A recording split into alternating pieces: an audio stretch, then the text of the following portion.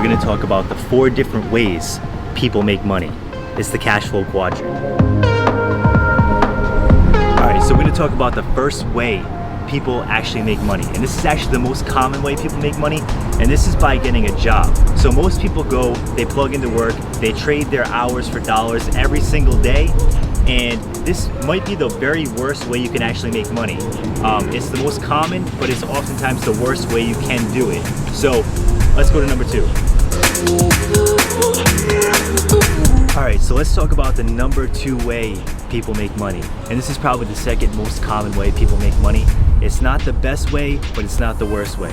And this is by having a self-employed business. So technically you own a job. So say you're a landscaper, you have a landscaping company. Say you're a chiropractor, you have a chiropractic, business.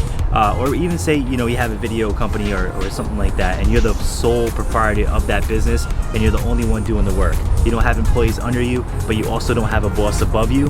That would be a self-employed business. This business is okay. It's not a bad business model. It gives you freedom, it gives you some flexibility, and it also gives you the option to earn a little bit more money than you would at a traditional job. The downfall to this kind of business is that it doesn't scale very well. So with this kind of business model, you're gonna be kind of locked in at a certain amount of money per year because you only have so many hours in a day that you can trade for money. And that is the big downfall to this business. So when we go into number 3, you're gonna learn a business model that takes that pitfall away and gives you the option to scale up.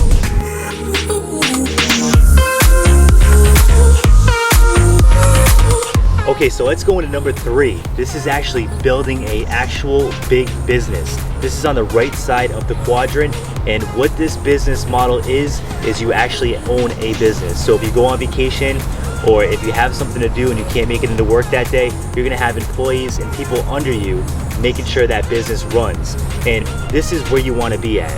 So the wealthiest people in the world own these kinds of businesses. They're not self-employed or they're not employees. They're on the right side of the quadrant. They have big businesses. They have leverage in their business. So like I was saying before, when you have a self-employed business or you work in a job, your time is directly correlated to the amount of money that you make. And we don't want that. We want to disconnect our time from our money because that's how you can leverage and scale up. If you have your time connected to your money, you only have so many hours in a day. So let's just use the best example that we can come up with. Say you're an attorney, you're making $700 an hour or $1,000 an hour. You have 24 hours in a day. And realistically, you're probably only gonna be able to work 16 hours out of that day. And here's the kicker. Working 16 hours a day every single day is gonna burn you out and you're gonna have no life. But let's just say you can do that. The most you're gonna be able to make in that day, even at $100 per hour, is $1,600 per day, and you're gonna be burnt out. Now, let's imagine you had a law firm, you had the big business rather than being self-employed.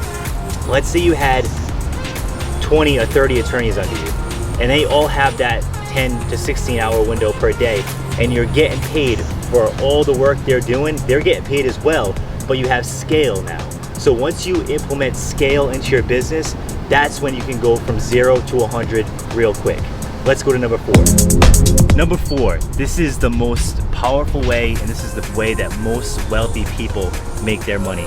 This is investing. So you're not gonna see wealthy millionaires and billionaires going to a 9-to-5 job.